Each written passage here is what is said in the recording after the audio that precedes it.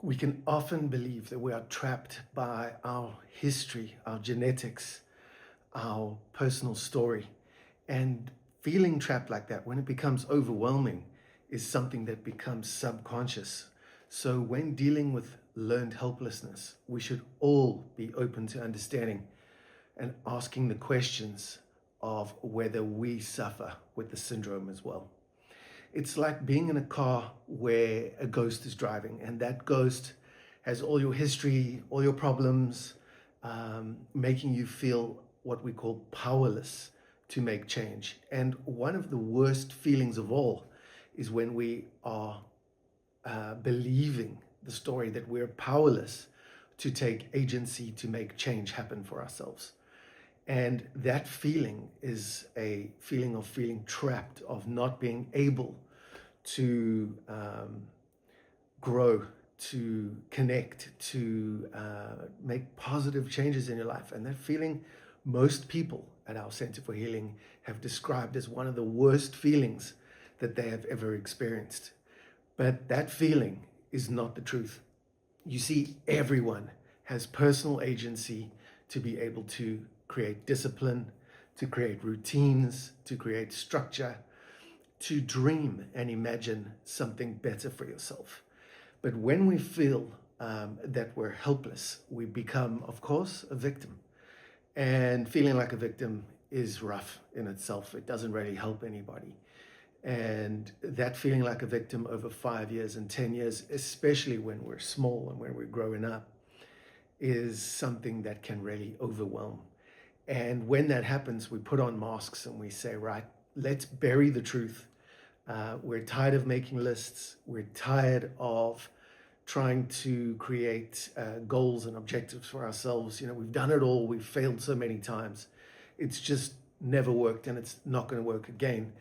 The conscious becomes unconscious thought, and we can then suffer learned helplessness. Now, learned helplessness is actually something that's really hurt people deeply, because when that belief comes, getting rid of it and understanding that you have personal power, authentic power, that you have the agency, that's a very important word we'll discuss through this, is that when you have that agency and you start to reimagine and analyze, you begin to understand that your thinking is black and white. Your thinking is dualistic. It's laced in what we call splitting. So understanding that learned helplessness starts with an awareness is the very first step here.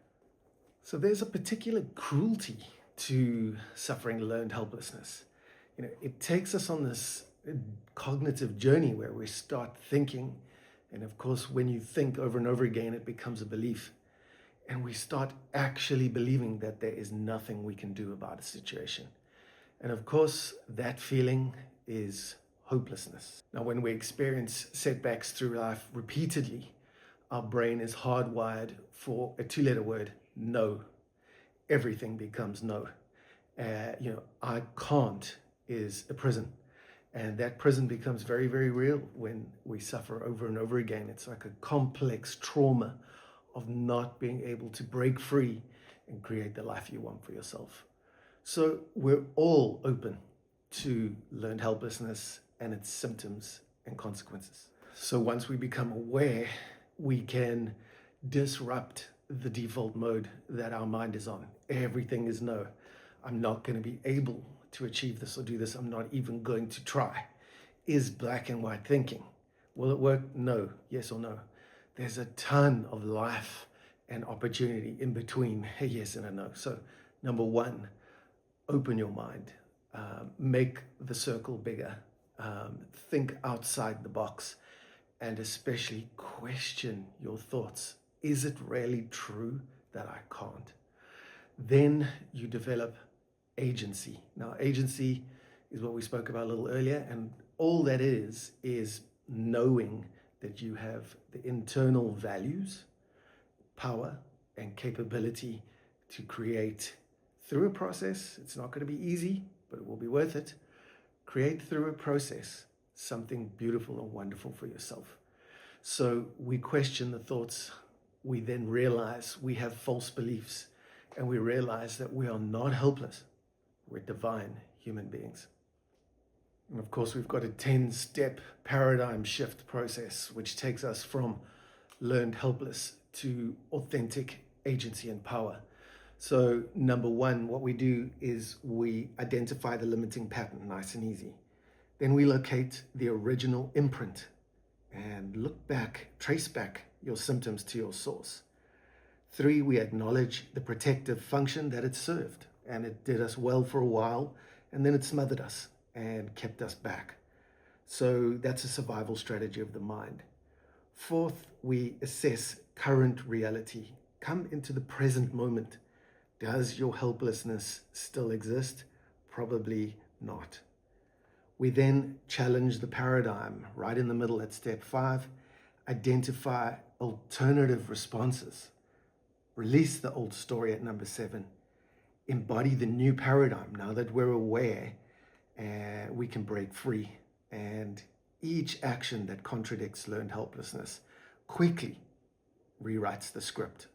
Your nervous system itself begins to encode new data. So at step 9, we integrate through repetition and practice. You're not just going to pick up an electric guitar and play Stairway to Heaven straight through. You're going to need to realize it is a process. We start self-reinforcing, and every little success makes the next attempt more accessible.